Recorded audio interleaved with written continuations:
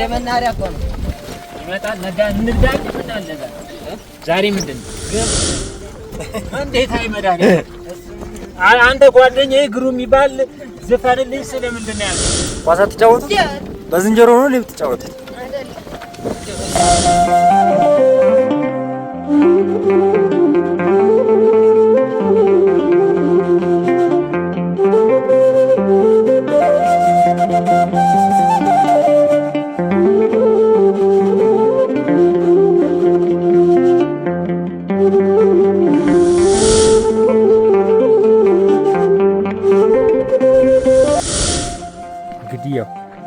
እንደምትመለከቱት ወደ ገዳሙ መግቢያ ይህ መንገድ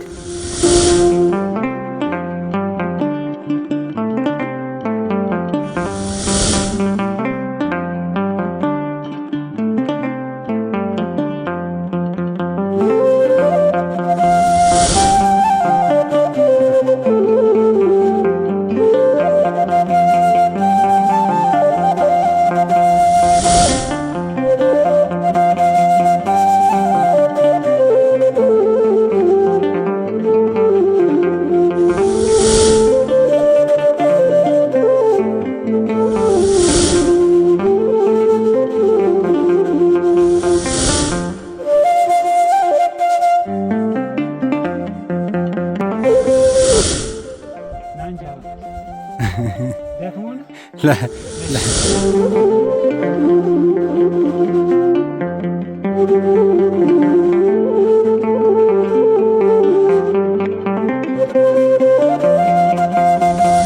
ወደ ገዳሙ እየገባን ነው የምንገኘው።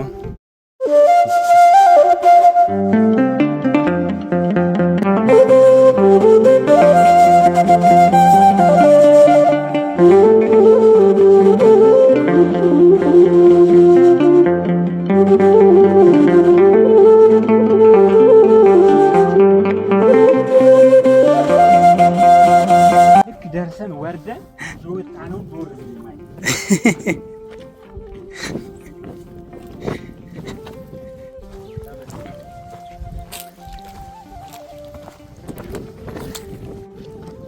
ደርሰናል። እንግዲህ እሺ ዞር ነው በኢየሱስ ክርስቶስ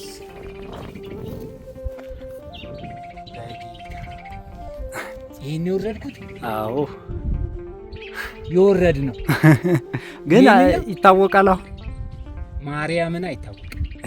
ይሄን ያክል አልመሰለም።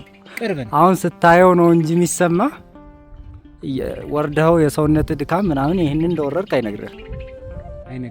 ይሄንን ነው ያልኩህ። አሁን ሰዎች ወይ ወርደው ወይ ወጣው ሲያዩት ነው እንጂ የሚገረሙት። በመሃል ብዙ እንትን አያረጉትም፣ ብዙ አይሰማቸውም። አይ እንደዚህ አልመሰለም። ያው እንግዲህ እንደምትመለከቱት ነው። ያው አሁን ያየነው ከዛ ከጫፍ ተራራ ቅድም ወደ ታች ይሄንን ነው ወይም ወርደው ሩቅ ነው ብዬ ያልኩትን ነው አሁን የወረደው እና ዞሬ እስከማየው ድረስ በጣም ጓጉቼ ነበር። ይህን ቦታ እንደምትጎበኙት በጣም ባለሙሉ ተስፋ ነኝ። እስቲ ደግሞ ወደ ውስጥ ገባ ብለን ያሉትን ነገር እኔ ዛሬ የምንገኘው በደብረ ብርሃን ከደብረ ብርሃን 7 ኪሎ ሜትር ራቅ ብሎ የሚገኘው የጻንሞአ ገዳም ነው። ስለ ገዳሙ የተወሰኑ መረጃዎችን ከገዳሙ አባት ጋር ቆይታ ይኖረናል። አብራችሁን ቆዩ። እናመሰግናለን።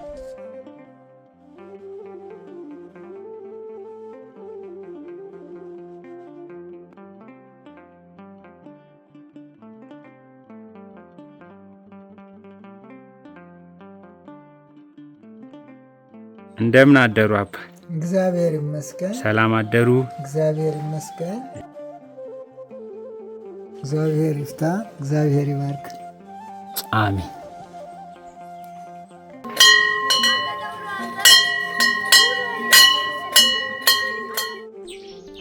እሺ። በስመ አብ ወወልድ ወመንፈስ ቅዱስ አሐዱ አምላክ አሜን።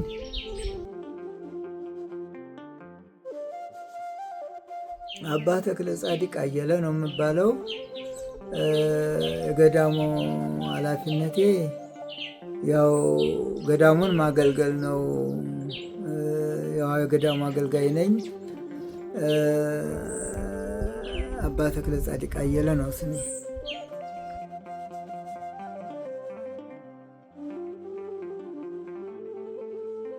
ይህ ገዳሙ የተመሰረተው በቅርብ ጊዜ ነው። ያው ታሪኩ የጥንት ቢሆን በቅርብ ጊዜ ነው። በእኔ ዕድሜ ነው የተመሰረተው። የተመሰረተበትም ምክንያቱ ብፁዕ አቡነ ኤፍሬም የሰሜን ሸዋ ሀገረ ስብከት ሊቀ ጳጳስ ሆነው ሀገረ ስብከቱን በሚመሩበት ጊዜ ያን ጊዜ እሳቸው ጥር 25 ቀን ወደዚህ ቦታ መጥተው ይህን ታሪካዊ ቦታ እንዲያዩት ቦታውን ባርከው እንዲሄዱ እኔ ቀርቤ ለምኛቸው ነበረ። ያው ወደ እርግና ላይ ስለነበሩ ስለሸመገሉ ልጄ ደካማ ነኝ፣ እንዴት አድርጌ ደርሰዋለሁ? ሩቅ ቦታ ነው ሲሉ ሰምቻለሁ። በእርግጥ ሕፃን ሞዓን በጣም ወዳቸዋለሁ። ነገር ግን አሁን እዛ ወርጄ ስመጣ እኔ አጉል እንዳልሆንብህ ሽማግሌ ስለሆንኩኝ አሉ። 9 ጊዜ ግን ተሄዶ 9 ጊዜም እንዶሪ ለመንጣት ፈቃደኛ አልሆንም። ከ9 ጊዜ በኋላ እኔ ግን ሄጄ በአንድ ቀን ቃል ኪዳን አስገብቻቸው የአባታችን የአቡነ ሕፃን ሞዓ ፈቃድ ሆኖ ወደዚህ ቦታ መጥተዋል። መጥተው ቦታውን ዞረው ካጠኑ በኋላ ጻድቁ አቡነ ሕፃን ሞዓ የተወለዱበት ገድላቸውን የፈጸሙበት ቦታ ታላቅ ቦታ እንደሆነ ሲያዩ ከቅዳሴ እንደወጡ ሌላ ምንም ማመልከቻ አላመለከቱም። አባ ተክለ ጻድቅ እባክህ አሉኝ፣ ቃሌን አንዴ ስማኝ አሉኝ። ምን ነው አልኳቸው። ይህ ቦታ ታላቅ ነው፣ ታላቅ ገናና ቦታ ነው። ጻድቁ ተወልዶ አድጎበታል፣ መከራ ስቃይ ተቀብሎበታል፣ ገድሉን ፈጽሞበታል። ስለዚህ ይህን ቦታ እባክህ አክብርልኝ። ይህን ቦታ መቃኞ ስራና በጻድቁ ስም እዚህ ቦታ ላይ ታቦታቸው ይቀመጥ እባክህ አሉኝ። አሁን ይህን ሲሉኝ እህል አላደፉም፣ ቀድሰው ነበረ። እህል ሳያድፉ ነው ቆመው የለመኑኝ። እኔም በነገሩ ተደናገጨ፣ ስላላወቀው በፊት ተደናገጨ። ምንም ልመልስላቸው አልቻልኩም። አይ መልስ ካልመለስክልኝ እኔ አልቀመጥም፣ ያለዚያም አሁን ጥዬ መውጣቴ ነው። ሳልቀምስ ወደ መንበረ ሀገረ ስብከቴ እሄዳለሁ፣ ወደ መንበረ ቦታ ያሉኝ። አሁን ሳያድፉ እንዴት ይሄዳሉ ብዬ በጣም ተደናግጬ፣ በጣም ደንግጫለሁ። ሰውንም አላማከርንም። የአካባቢ ህብረተሰብም ገና እውቅና ስላልሰጠ እሺ ለማለት ተጨነኩና ብፁዕ አባታችን በእርግጥ እንዲያድፉ ብቻ በሚል እሺ። ነገር ግን አሁን የቤተ ክርስቲያን መቃኞ ሲቆም በምንድን ነው የሚሰራው? በጉልበቴ ከሆነ እሺ፣ እኔ አቅም የለኝም። ጻድቁ አቡነ ሕፃን ሞዓ በብዙሃኑ ዘንድ አይታወቁም። አሁን በሕፃን ሞዓ ስም እንኳን እንለምን ብንል ትየት አድርገን ማን ነው የሚሰማን? ስለማይታወቁ አልኳቸው ሲሉኝ ጻድቁ ያውቃሉ፣ አንተ ብቻ እሺ በለኝ አሉኝ። እንግዲህ በጉልበቴ ከሆነ አባታችን እርሶም እህል እንዲያድፉ እሺ። ግን አሁን እጄ ላይ ያለችው 450 ብር ነች። በ450 ብር ቦታ ከዚህ ቦታ የግለሰብ ስለሆነ ገዝቼ ነው፣ ቆርቆሮና ሚስማር ገዝቼ ነው። በምን እንደማደርግ አላቅም አልኳቸው። አንተ ብቻ እሺ በል፣ ጻድቁ ይሰሩታል አሉኝ። እኔም ከዚያ ያው እሺ ብዬ ቃል ኪዳን ገባው። ከዛ በኋላ እሺ ካልኩ በኋላ ብዙ መከራዎች መጡ። ጻድቁ አቡነ ሕፃን ሞዓና አቡነ ተክለ ሃይማኖት የአጎት ልጆች ናቸው። የታላቅና የታናሽ ልጆች ስለሆኑ ታቦታቱም የሁለቱም አባቶች በወይንዬ ተክለ ሃይማኖት በአንድ ቤተ መቅደስ ነበር የሚኖሩት። የአንድ አያት ልጆች ሊነጣጥል ነው። ሊቀ ጳጳሱን ወደዚህ ጠርቶ ያመጣው ሁለቱንም አባቶች የታላቅና የታናሽ ልጆች ሊነጣጥል ነው በሚል ፈተና ነበረ በወቅቱ። ያለ መግባባትም ለጊዜው ተፈጠሩ። የእግዚአብሔር ፈቃድ ሆኖ ግን ያ ሁሉ ተነስቷል። ከዚያ በኋላ ያው እኔም ብፁዕ አባታችን እንዳሉት ግራ ገባኝ። ቦታው የግለሰብ ነው፣ እንዴት እንደሚሰራም ግራ ግብት ብሎኝ ሲጨናነቅ ጻድቁ አቡነ ሕፃን ሞዓ የሳቸው ፈቃዳቸው ሆኖ ከዚያ በኋላ ያው በጭንቅ ይህ ቦታ እንዲለወጥ ሆነ። ከዚያ በኋላ በ92 ዓመተ ምህረት ያው ታኅሳስ 3 ቀን በዚች ቦታ የመሰረት ድንጋይ ተጣለ። ከዛ መቃኞ ተሰራ፣ ተቆረቆረ። ወዲያውኑ በ3 ወር ውስጥ የምታዩት መቃኞ በ3 ወር ውስጥ 5 ደቀ መዛሙርት ይዤ 3 ቀሳውስቶች 5 ደቀ መዛሙርት አሉኝ። እነሱን ይዤ የ5 ሰዓት መንገድ ሄደን ተጉዘን እንጨቱን አምጥተን ይህን መቃኞ በስማቸው እንዲቆም አደረግን ማለት ነው። ልጅ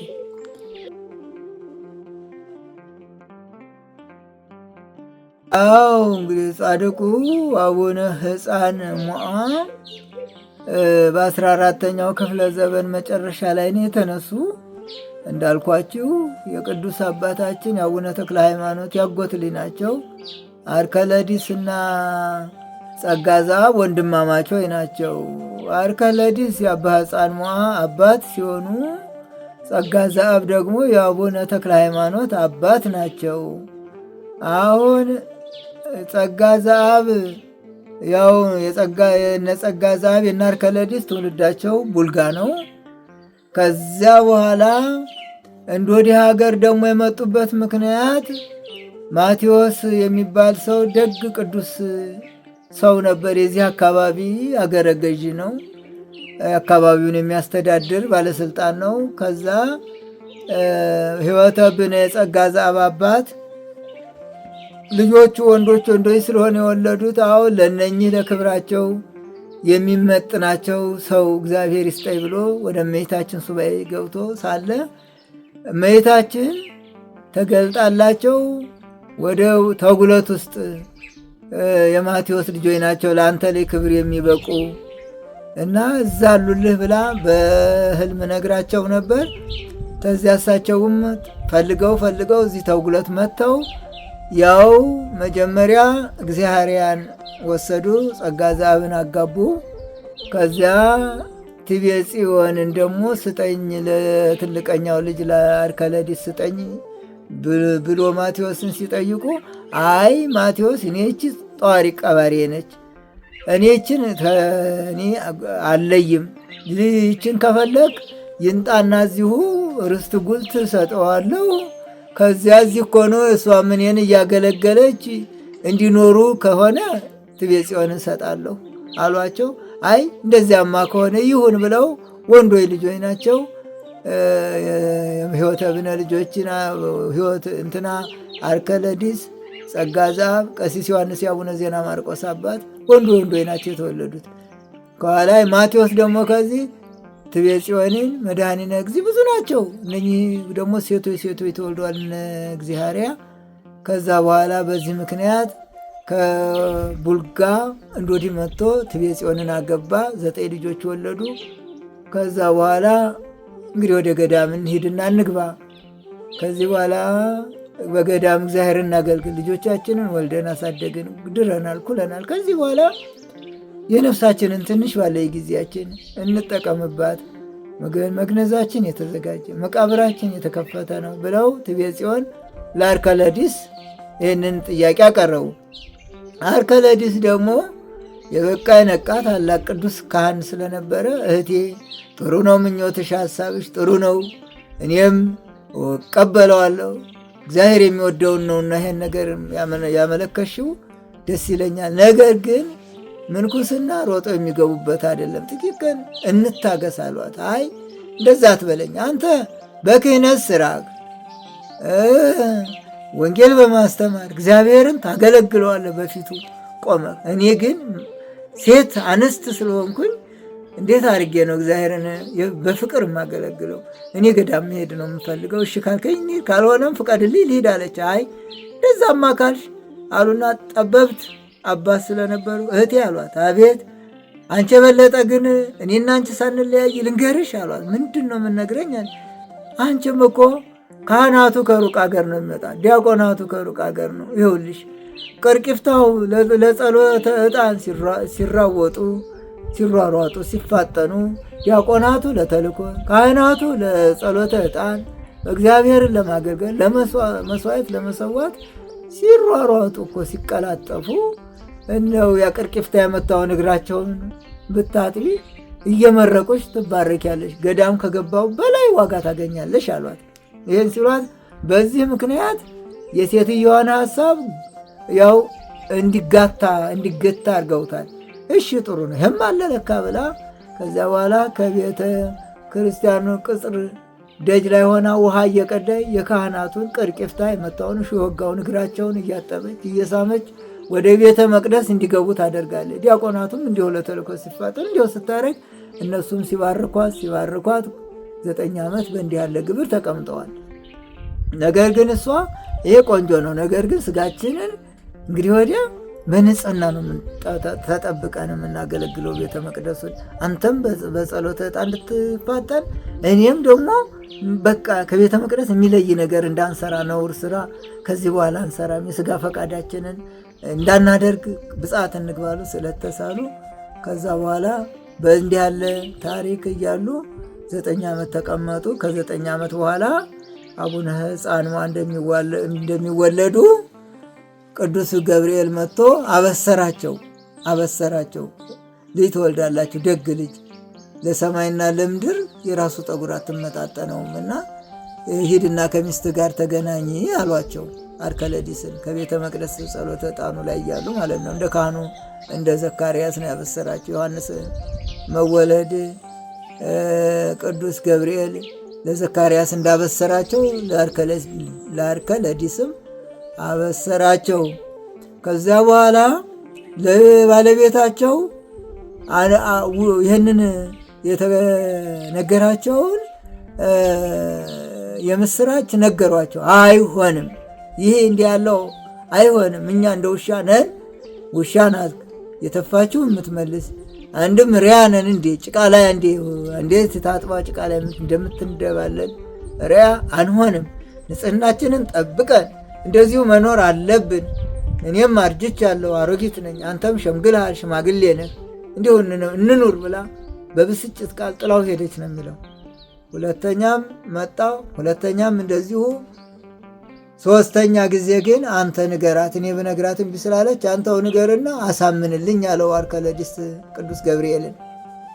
ከዛ በኋላ ቅዱስ ገብርኤል ወርዶ የካህኑን የባለቤትሽን ቃል ያቃለልሽ አንቺ ከእግዚአብሔር ትእዛዝ ውጭ ሆነሽ ማምለጥ ትችያለሽ ብሎ ብድግ አድርጎ ቅፍ አድርጎ በክንፉ ወደ ላይ አውጥቶ 3 ግርፋት ገርፏታል። ከዛ በኋላ የምትወልደውን ልጅ ነግሯት አብስሯት፣ ከዛ መልሶ አስቀምጧታል። ከዛ ደስ ብሏት አርከለዲስን ጥሩልኝ ካለበት ቦታ ብላቸዋለች አገልጋዮቹን። ከዛ ጠርተው ሲመጣ ምን ነው አርከለዲስ አንተ ከእግዚአብሔር የታዘዘ መልአክ ነግሮ ከእውነተኛው መልአክ አንደበት ሰምተህ አመንክ። እኔ ሴቶች ደካሞች መሆናችንን ከጥንት ጀምሮ ታውቃለህ። አንተ ግን አሳተኝ፣ ይኸውና ተገረፍኩልህ አለቻቸው። እኔ ምን ላርግሽ ብነግርሽ እምቢ ስላልሽ ነው እኮ እህቴ፣ እኔ ምን ላርግሽ ብለዋታል።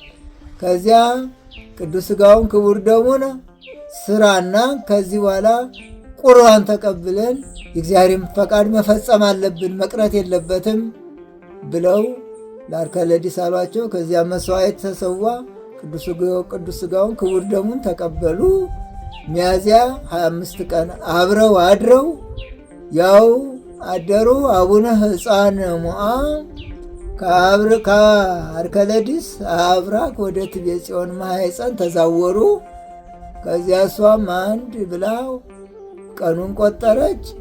ጥር 25 ቀን ጻድቁ አቡነ ሕፃን ሞዓ በዚች ቦታ ላይ ተወለዱልን። ክብር ለመድኃኔዓለም።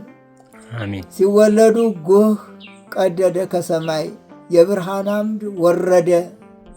ከዚያ በኋላ አዋላጅቷም ቀርባ ስታይ በብርሃን ክርታስ ተጠቅልሎ ነው የተወለዱት። እጹብ ድንቅ ተባለ። ከዚያ በኋላ ሕፃን ሞዓ አባታችን 40 ቀን ሲሞላቸው ወደ ቤተ መቅደስ ወስደው ስርዓተ ጥምቀት ሊፈጸምላቸው ከዛ ገብረ እግዚአብሔር ይሁን ብሎ ካህኑ ሲሰይም ከዛ በኋላ የእግዚአብሔር መልአክ ቅዱስ ገብርኤል እንደገና መጥቶ የዚህ ሰው ስሙ ገብረ እግዚአብሔር አይባልም፣ ሕፃን ሞዓ ይባል። ይህ ስም በእግዚአብሔር ዘንድ ብቻ የታወቀ በሌሎች ዘንድ ያልተሰማ ነውና ስለዚህ ሕፃን ሞዓ ይባል አላቸው። ሕፃን ሞዓ ተብለው ተጠሩ። ሕፃን ሞዓ ማለት ይህ ሕፃን አሸናፊ ነው ማለት ነው። አንድም ሕፃን ሞዓ ማለት ለእናት ለአባታቸው ከእግዚአብሔር እየተሰጣቸው ሽልማቴ ነህ ስጦታዬ ነህ ስትል እናታቸው ሕፃን ሞዓ ብለዋቸዋል። ሕፃን ሞዓ ከዚህ በኋላ በጥቂት እያለ ያድግ ጀመር። እናቱ ትቤጽዮን ምጣድ ጥዳ ከዚያ በኋላ እንደጨረሰች እሱ ማታ ማታ ያን ፍም እያወጣ በፍሙ ላይ እየተንበረከከ ይጸልይ ጀመረ። ከዛ በኋላ ከብት እረኛም አደረጉት።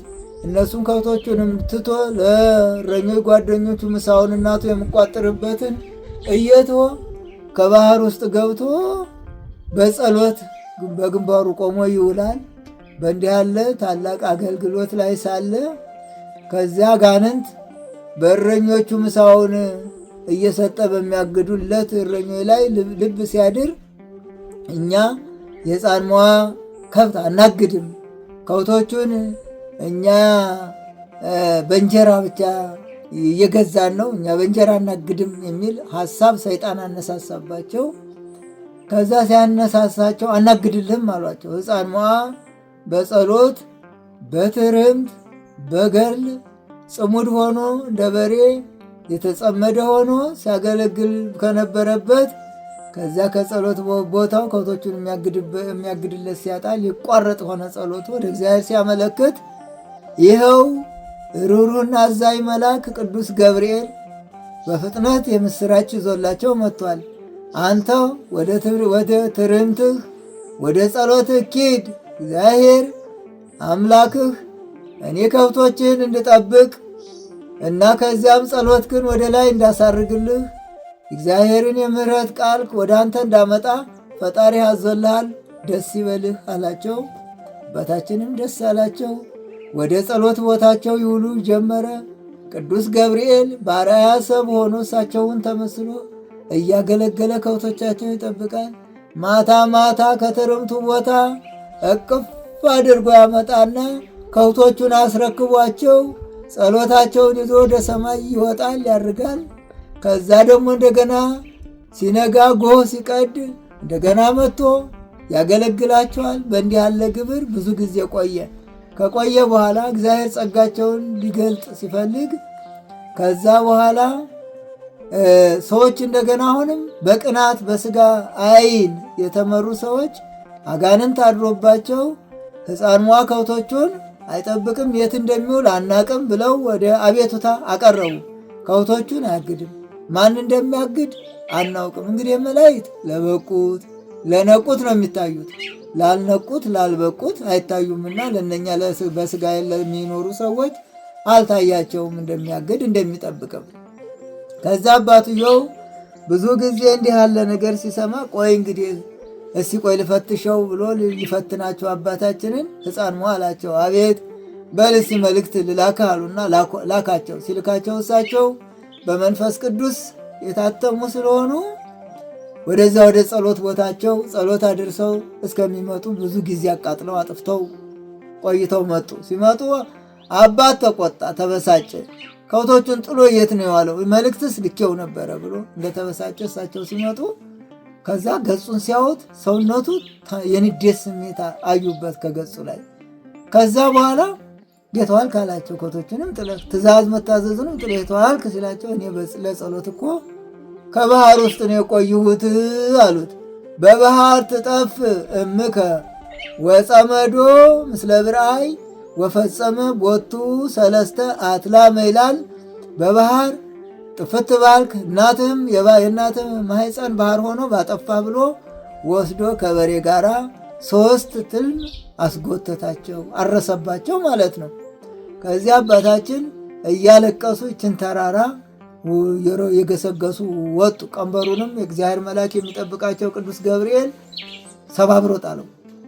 አባትየውም በግንባሩ ተደፋ። ከዚህ በኋላ ሕፃኗ ወደ ላይ ገሰገሱ። በመንፈስ ቅዱስ ጎልምሰው ከላይ ሲደርሱ ከድንጋዩ ቦታ ላይ የቆሙበት ቦታ ላይ የዛ እንደ ቤታንያ ድንጋያ ለሆሳዕና አፍ አውጥተው ጌታቸውን እንዳመሰገኑ እንደዚሁ ይህች ድንጋይ አፍ አውጥታ ሕፃን ሞዓ አልቻልኩም ውረድልኝ አለቻቸው። እሳቸውም በአንቃይዶ ልቦና በሰቂለ ሕሊና ወደ ላይ ተመስጦ ይዟቸው ነበርና ወደ መንበረ ጸባዖት አልሰሟትም። በኋላ ከጩኸት ብዛት ጎንበስ ሲሉ ድንጋዋ እንደ ሰም ቀልጣ አግኝተዋታል። ከዚያም ከፍ ብለው እፎይ እፎይ ያሉባት ቦታ ላይ እንደደረሱ ሰማያት ተከፍተው እንደ ቅዱስ እስጢፋኖስ ሥላሴን በሦስትነት በግርማ መለኮት አይተዋል። በዚያችን ቦታ ላይ ቃል ኪዳን ተቀብለዋል። እዚች ቦታ ላይ እስትንፋስህ እስከ ዕለተ ምጽአት ከዚች ቦታ ትኑርልህ፣ ልጆች ከአራቱ ማዕዘን መጥተው ይባረኩባት፣ ደብረ ታቦርን ትሆንልህ።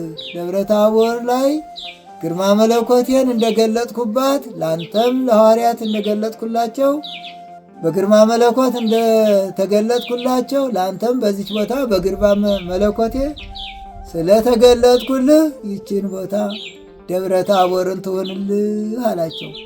ከዚያ ብሏቸው ቃል ኪዳን ከተቀበሉ በኋላ እስትንፋሷን ከመሬቷ አትሞ ከዚህ ቦታ መጥቶ እስትንፋስ ግን እፍ ያልክበትን አምላከ ሕፃን ሞዓ ያለውን ከቦታ መጥቶ የተባረከውን ማምሬልሃለሁ የሚል ቃል ኪዳን ተቀበሉ።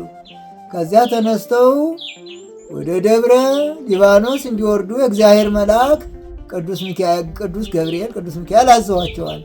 ከዛ ተነስተው ሲወርዱ አንዲት ዛፍ ስር ተቀምጠው ሳለ እንደገና ከእግዚአብሔር የታዘዘው መልአክ ጠባቂ መልአካቸው ቅዱስ ገብርኤል መጥቶ ቦታ ደብረ ሊባኖስ ሳይሆን ደብረ በግ ትባላለች፣ ተነስ ይዤ ልሂድ አላቸው። ከዛፏ ስር ደክሟቸው አረፍ እንዳሉ ከዚያ በኋላ ወዲት ነው የእግዚአብሔር ቅዱስ ሆይ አሉት። ደብረ በግ የምትባል ቦታ ነው ክፍልህ አላቸው። በአገሯን እኔ አለዛሬ እንትኗን ስሟን ሰምቼ አላቅም፣ አገሯንም አላቅ፣ ወደዚያች ቦታ ማን ይወስደኛል አላቸው። እና ተከተለኝ አላቸው። ከዚያም እሱ የመራቸው ደብረ በግ የምትባል ቦታ አስገብቷቸዋል። ደብረ በግ ማለት የቅዱሳን ከተማ ማለት ናት። ደብረ በግ የደጋጎች ቦታ የቅዱሳን ቦታ ማለት ናት። እዛች ቦታ ገብተው መነኮሳት 8000 መነኮሳት ያህል በአበምኔትነት መርተው 40 ዓመት በወፍጮ ስራ በውሃ በመቅዳት እንጨት በመፍለጥ ገዳሙን እያገለገሉ 40 ዓመት ተቀመጡ። ከ40 ዓመት በኋላ አባታችን አቡነ ሕፃን ሞዓ ሰውነቱ ለእርግና ወደ እርጅና ስላመዘነ ከዚያ መውጣት መውረድ ቢያሸንፈው በአንድ ቦታ ተወስኖ እግዚአብሔር አምላኩን በጸሎት ብቻ ለ40 ዓመት ያህል አገልግሎ ያው በደብረ በግ ቅድስት ደብረ በግ አምሳለ ኢየሩሳሌም በተባለችው የቃል ኪዳን ቦታ በዚያው ሐምሌ 25 ቀን ከዚህ ዓለም ወደዛኛው ወደማያረጀውና ወደማያልፈው ዓለም አባታችን ሐምሌ 25 ቀን አርፈዋል። ሐምሌ 25 ቀን እረፍታቸው ነው። ጥቅምት 25 ቀን ቃል ኪዳን የተቀበሉበት ነው። ጥር 25 ቀን ልደታቸው ነው። ሚያዝያ 25 ቀን ጽንሰታቸው ነው። የአባታችን የአቡነ ሕፃን ሞዓ በረከታቸው በመላው ሕዝበ ክርስቲያን ላይ ይደር። አሜን።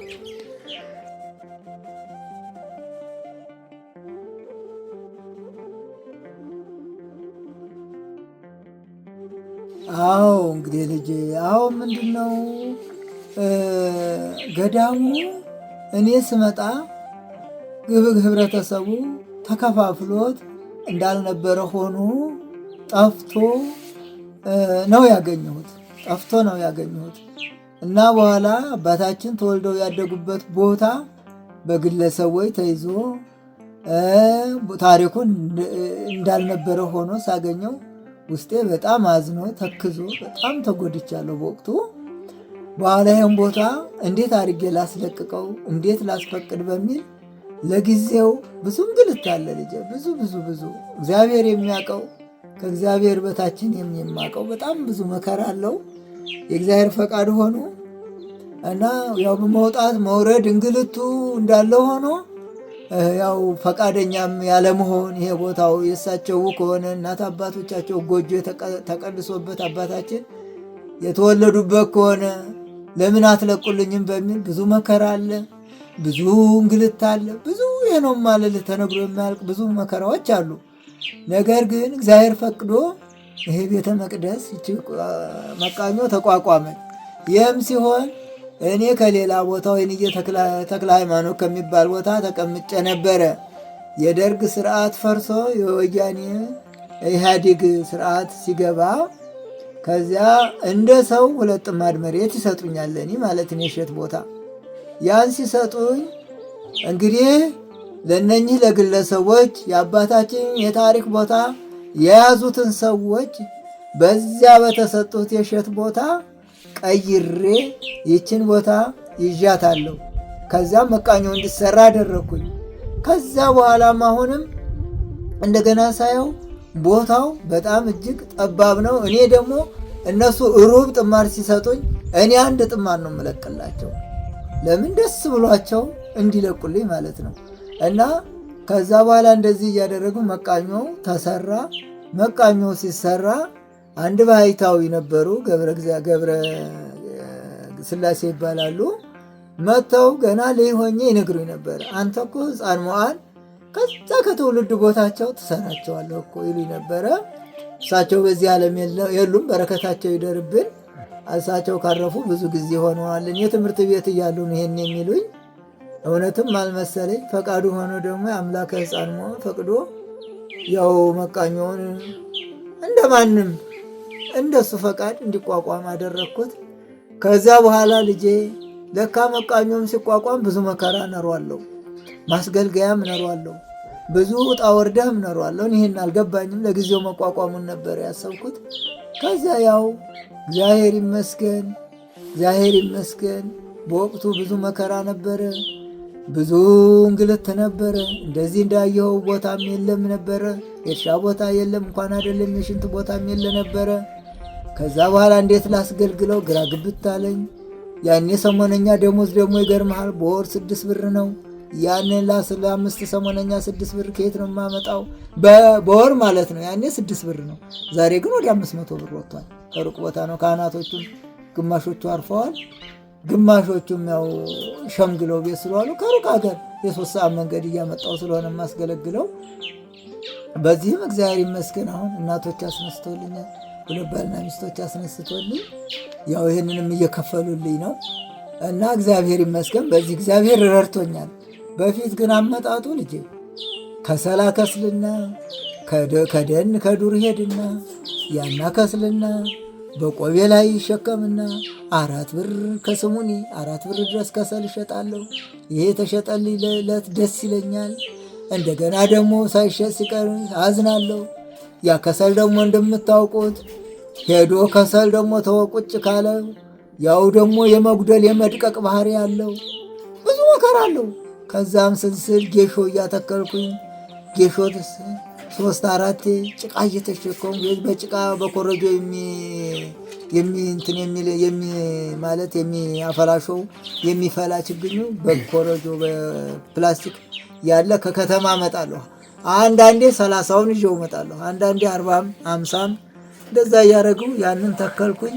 ከዚያ ያጌሾ ደግሞ ደረሰ። ትንሽ ትንሽ እያለ ይረዳ ጀመረ። ትንሽ ትንሽ ያችን እሸጣለሁ። ለሰሞነኞቹ ያችን እከፍል ነበር። የድሮ ማጫውት የዛሬውን አይደለም፣ እከፍላለሁ። ከዛ በኋላ እዛ ደግሞ ጌሾ እርክስ ሲልብኝ ደግሞ አዝናለሁ። የቤተ ክርስቲያን እንዴት ነው የማደርገው? ሰሞነኛ ደግሞ እከፍላለሁ፣ ጨናነቃለሁ። በኋላ አንድ ቄስ ኃይለ መስቀል ይባላሉ። እሳቸው ደንበኞች አሏቸው፣ የጥንት ደንበኞች አሏቸው። አሁን እኔ እዛ ያን ጌሾ ይዘህ ስጨናነቅ እሳቸው ያውቃሉ እና ምን ይላሉ? የአባ ጌሾ ግዟቸው፣ የእሳቸው ጌሾ በረከቱ ከባድ ነው፣ የጻድቁ ስለሆነ ለእናንተም እንዲሁ ጠላውም ይባረካል፣ እግዚአብሔር ይባርካቸዋል እያሉ እኛ ቄስ የእሳቸውን ደንበኞች ወደ እኔ ያስመጥተው ያኔን እንጌሾ ያሸጡና እሳቸው ደግሞ ማርያም ባንቺ ቢሸጥም ባይሸጥ እኔ አላቅም፣ እኔ ያንን አሽጠው ልደስ ብሎኝ ወደ በዓቴ እመለሳለሁ። እኛን ቄስ አሁን ይገርማቸው በጣም ወዳቸዋል። በጣም የክፉ ቀን በጣም ነው ወዳቸው። አሁን ባየኋቸው ቁጥር እንባዬ ይመጣብኛል። ወዳቸዋል፣ በጣም ነው ወዳቸው። ምሬ ለመስቀል ለምን የክፉ ቀን ስለሆኑ ማለት ነው። እና ከዚያም ሲል አሁን ወደ ሚዲያው እንደዚህ ብቅ በማለቱ ልጆችን አግኝቼ አሁን እየተቀደሰልኝ ነው፣ እየተሰለሰልኝ ነው። እግዚአብሔር ይመስገን። ልጆችንም ባሉበት ይባርክልኝ። እና ከዚያ አሁን እኔ ደግሞ ምን አደረኩልህ? አሁን እኔ ሳልሞት ልጀምረውና ባያልቅም የህንፃ ቤተ ክርስቲያን እንግዲህ እንደሆነ ይሁን። አሁን ይሄ በባህር ዛፍ ነው የቆመው። እንደምታዩት ደግሞ ስንጥቅጥቁ ወጥቷል። እንግዲህ ሊፈርስ ነው። እንደው ምን ላድርግ እንግዲህ ሲጀል ጀምረውና ሲሆን አፈር ሳልንተራስ አልቆባየው ሳይሆንም ደግሞ እንግዲህ ልጀምረውና ልሞት ብዬ ጀመርኩ። ልጆቼ እንዳያችሁት መንገዱ ከባድ ነው፣ ለአህያ ይመች ከባድ ነው። በጣም ሲቃዩ ከባድ ነው። አሁን ቆርቆሮ ከአዲስ አበባ ወደ 1000 ቆርቆሮ አስገዛሁላችሁና እንደ ቧንቧ ቀጣጠልኩና ማውረድ ጀመርኩኝ። አሁን አሰሪ ኮሚቴዎች ጥሩ ልጆች አሉ፣ ይታዘዙኛል፣ ይመጣሉ። ሌሊቱን ዓመት ያልቀጠቀጥንና በኋላ መውረድ ጀምሮ ነበር። አሸዋው እየተንሸራተተ በኋላ ጠጠሩን ስንለቅ ያ ጠጠር እንዲያው ብትንትኑን አወጣው።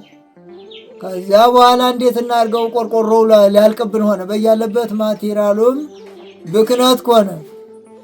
አሁን ያናነሳንና ደግሞ በካቦ እናንሸራተው ተባለና ያ ተወጠረ። ያ ካቦ ደግሞ አሁን ወጥረ ነው ሳለ ከስር ይመጣና ሸዋ ልክ እንደ ከባድ መሳሪያ እንዳለ ፍንድት እያለ አሸዋው የትን ብትን ይልብን ጀመር። አሁን ጭንቀት ሆኖ አሁን በጭንቅ ላይ ነው ያለነው።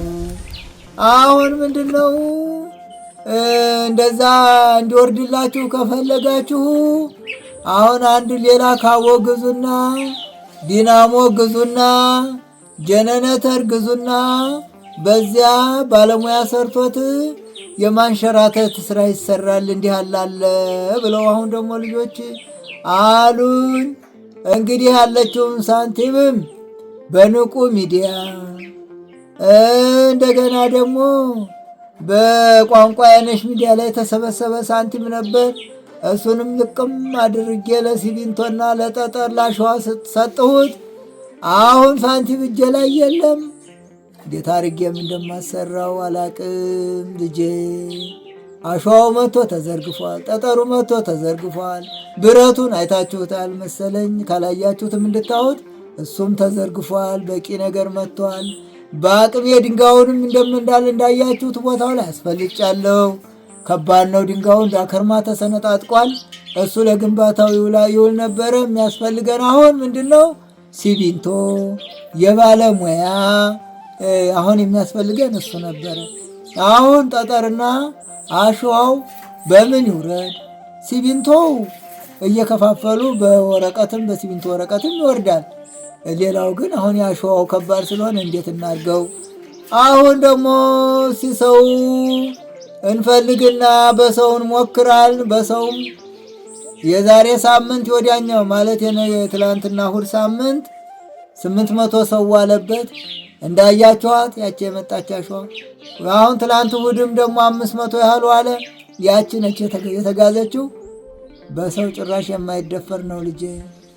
አሁን ቤተ ክርስቲያኑን ሰርቼ ብሞት ደስ ባለኝ ነበር። አሁን ይሄ ላይ ነው ያለው ችግራችን። የምንድን ነው ይበልጥ አሁን ያሸዋው ማውረጃ፣ የጠጠሩ ማውረጃ። በአህያ ይደፈር ገደሉ እንኳን አህያ ይዞ እንደዚሁ በሰው እንኳን ተንቀጥቅጦ የትም ውድቅ ነው የሚለውና ይህ ነው ችግራችን ልጆቼ።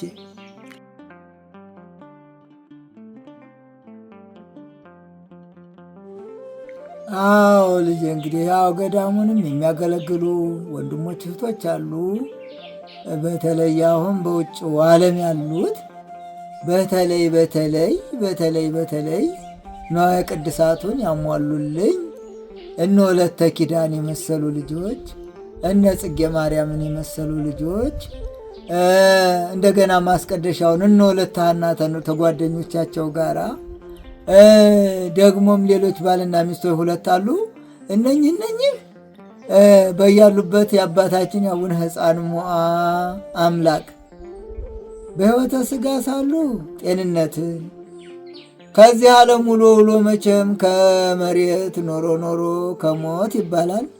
በወዲያኛው ዓለም ደግሞ አባ ሕፃን ሞዐ ከገቡበት ገነትን እንዲያድልልኝ እግዚአብሔር አምላክ ፈቃዱ ይሁንልኝ።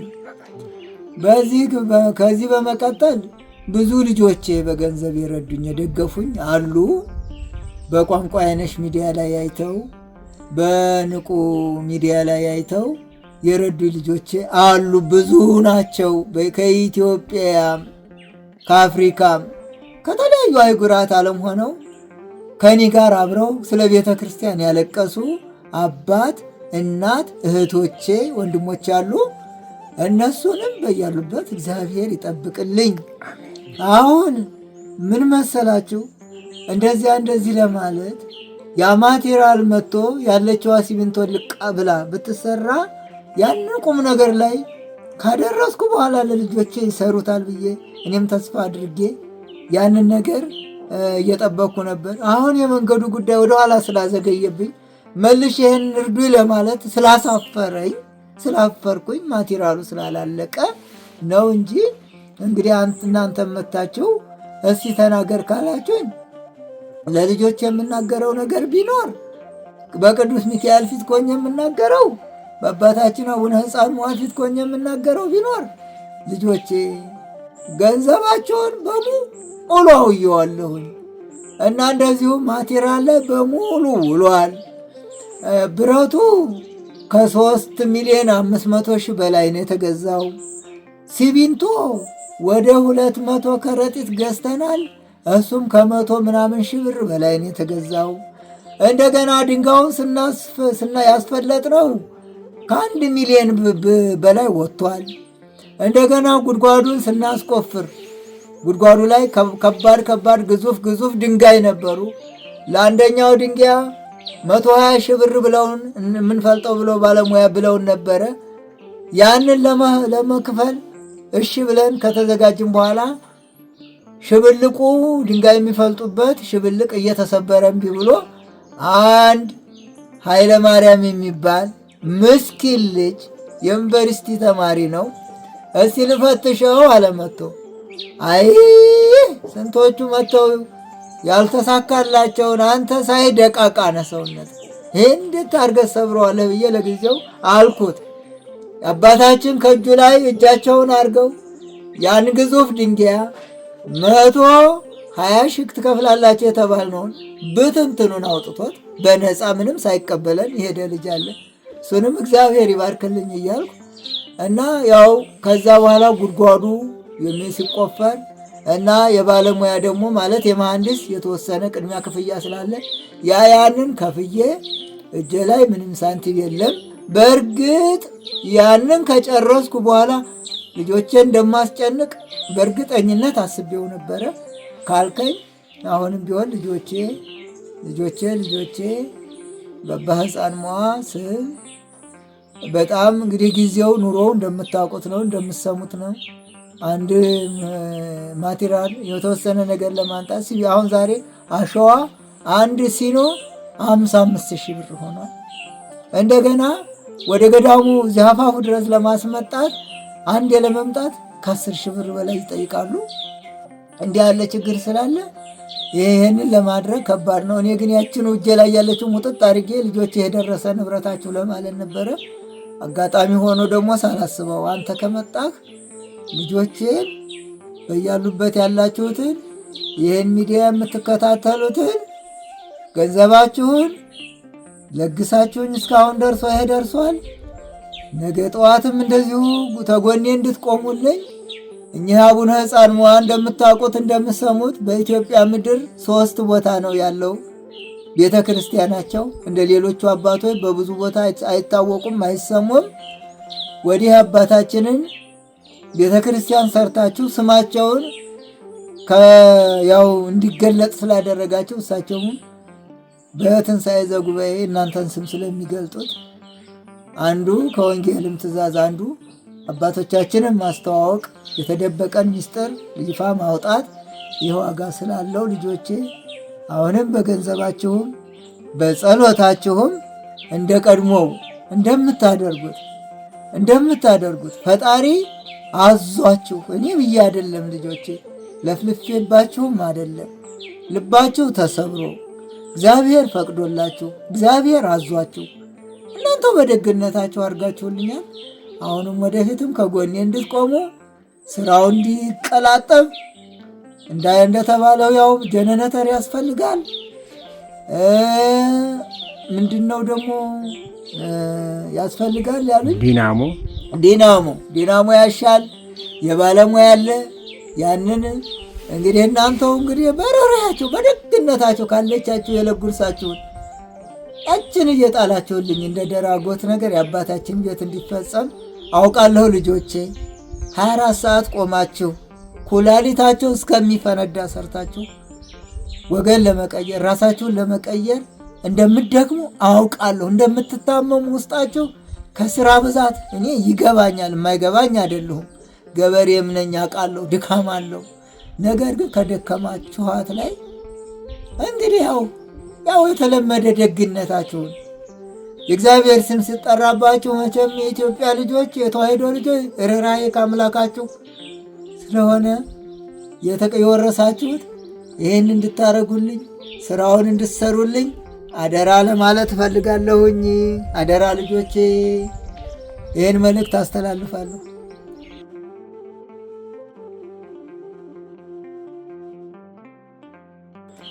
አዎ እንግዲህ ቦታው የሚገኘው ከደብረ ብርሃን 7 ኪሎ ሜትር ርቀት ላይ ነው። እስከ አፋፉ ድረስ ያው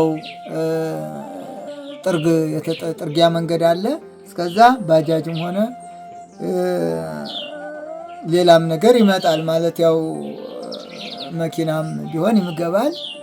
ከዛ በታይ ግን እንዳያችሁት የ30 ደቂቃ ወይም የ40 ደቂቃ መንገድ አላት የእግር። ከዛ ጥጉ ላይ ነው የምትገኘው። ልዩ ስሟ ደርደሬ ትባላለች። በቀድሞ መጠሪያው ተጉለት ነው። በአሁኑ ሰሜን ሸዋ ነው እና ደርደሬ ትባላለች ልዩ ስሟ። ቦታዋ ደርደሬ ሕፃን መዋይ ነው የሚባለው። ደብረ ጎህ ሕፃን መዋይ ነው የሚባለው እና ጥግ ላይ ነው ያለው ቦታው። 7 ኪሎ ሜትር ከደብረ ብርሃን ርቀት ላይ ነው።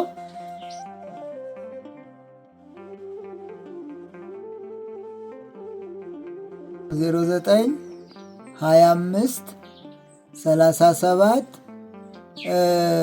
16 73 ነው።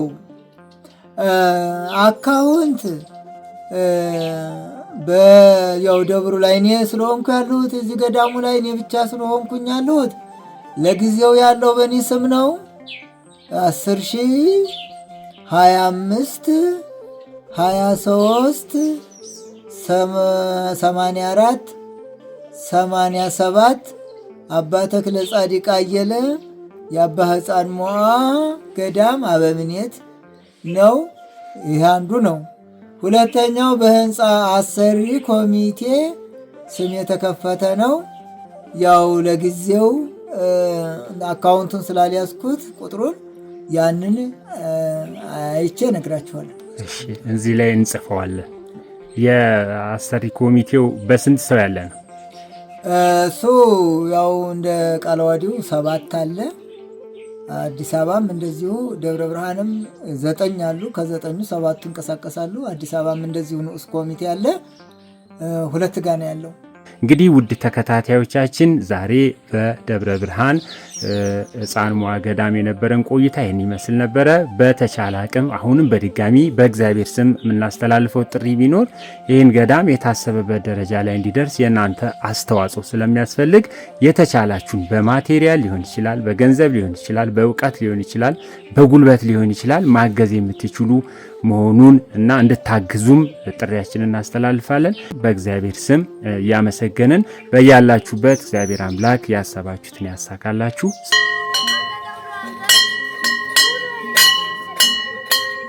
እግዚአብሔር ፈቃዱ ሆኖ እናንተንም እግዚአብሔር አነሳስቷችሁ ወደ ሰው ጆሮ የአባ ሕፃን ሟ ክብር እንዲወጣ እዚህ ድረስ መታችሁ የቀኑ ዋዕይ በልቷችሁ ቁልቁለቱ ዳገቱ አድክሟችሁ ይህ ቦታ ደርሳችሁ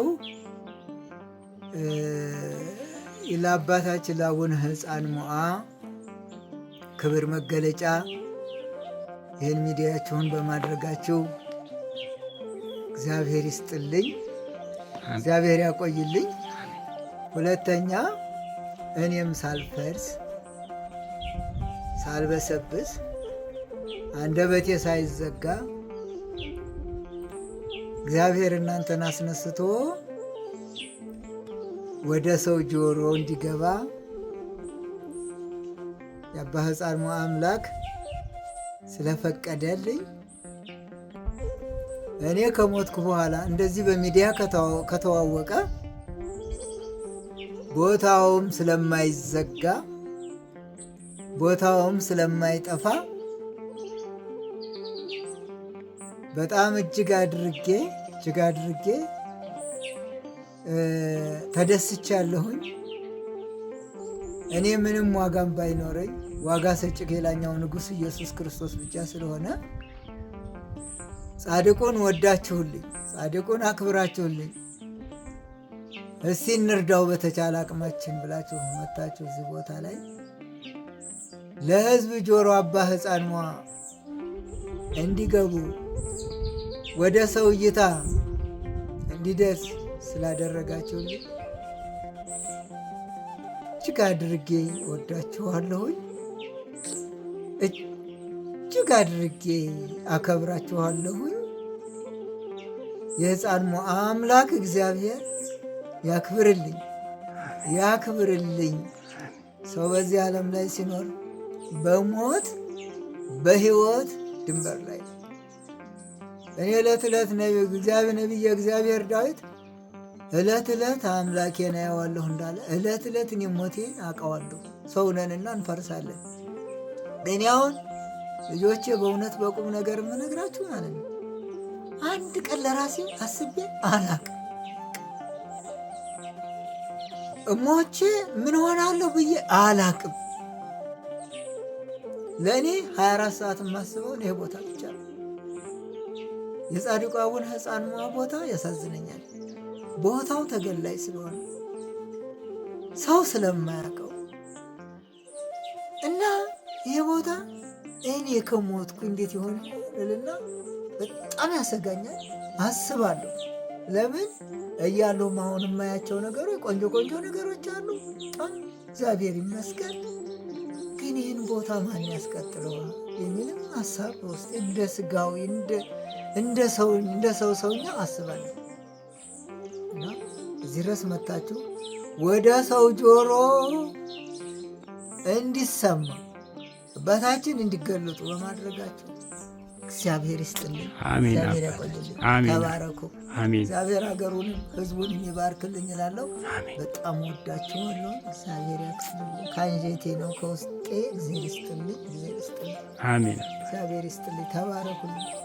ልጆቼንም በያሉበት የጻድቁ አምላክ ይጠብቅልኝ። እኔ መቼም የምሰጣቸው የለኝም፣ ምላቸውም የለኝም። አሁን ብልስ ባልልስ ፍጡር ምን ይጠቅማል? ፍጡር ምንም አይጠቅምም። ይሄ ደካማ መሆኔን አውቃለሁ። ግን በያሉበት እግዚአብሔር ይጠብቅልኝ፣ እግዚአብሔር ይጠብቅልኝ። ከአሁን በፊትም አብረው ያለቀሱት ልጆቼ ገንዘባቸውን ውስጣቸውንም በጸሎትም እንደው ያዘኑልኝ ልጆቼ አምላከ ሕፃን ሞዓ እንደው አደራውን በሕይወት ሳሉ ጠብቆ በላኛው ደግሞ የጻድቁ አምላክ እግዚአብሔር ልጆቼን በመንግሥተ ሰማያት ይበልልኝ። ያው በጣም ደስ ብሎኛል፣ በጣም ደስ ብሎኛል። በጣም ወዳችኋለሁ፣ እናንተንም ወዳችኋለሁ። እንደው በሕይወት ጠብቆ ደካማም በሆን ጸሎቴም ተሰሚም ባይሆን እንግዲህ ፈጥሮኛል የአባ ሕፃን ሟ አምላክ። አባ ሕፃን ሟን እየተጨብጨን ያለ አባ ሕፃን ሟ ልጆቼን ይጠብቅልኝ። እግዚአብሔር ይስጥልኝ። እናንተም ተባረኩ ልጆች፣ ተባረኩ። እግዚአብሔር ይስጥልኝ። ወዳችኋለሁ። ጻድቁን በዓለም መድረክ ስላስተዋወቃችሁልኝ በጣም አድርጌ እጅግ ወዳችኋለሁ። እግዚአብሔር ይስጥልኝ። እግዚአብሔር ያቆይልኝ። ወስብሐት ለእግዚአብሔር።